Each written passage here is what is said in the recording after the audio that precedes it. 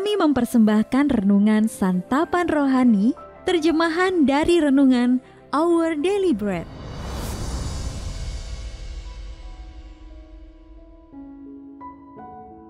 Untuk menerima notifikasi video baru kami, silakan tekan tombol subscribe dan tanda lonceng di bawah ini.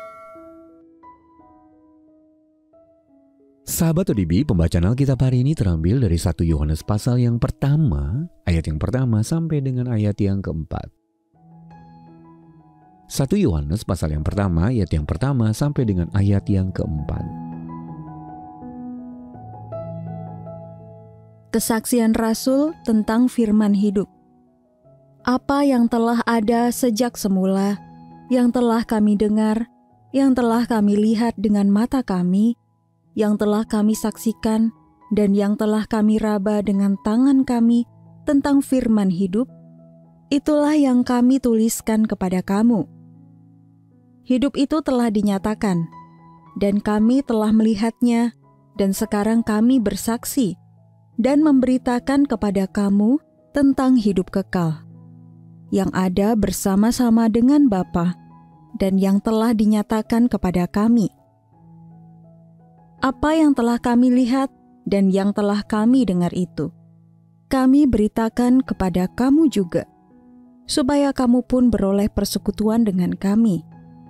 Dan persekutuan kami adalah persekutuan dengan Bapa dan dengan Anak-Nya, Yesus Kristus. Dan semuanya ini kami tuliskan kepada kamu, supaya sukacita kami menjadi sempurna. Ayat mas renungan hari ini terambil dari 1 Yohanes pasal yang pertama, ayat yang kedua, dan ayat yang keempat.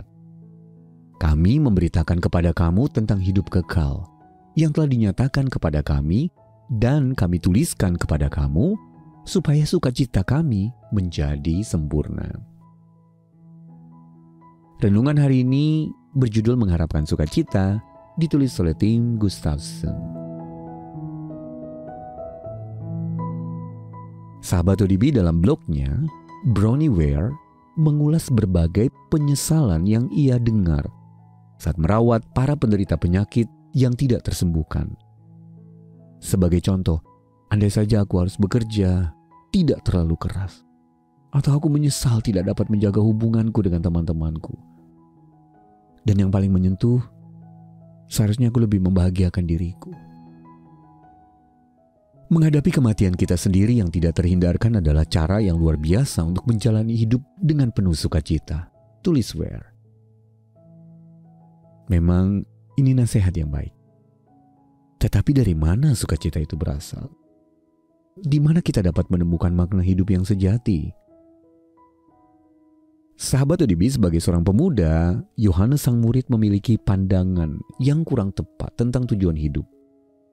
Ia dan saudaranya bertanya kepada Tuhan Yesus, "Perkenankanlah kami duduk dalam kemuliaan-Mu kelak, yang seorang lagi di sebelah kananmu, dan yang seorang di sebelah kirimu."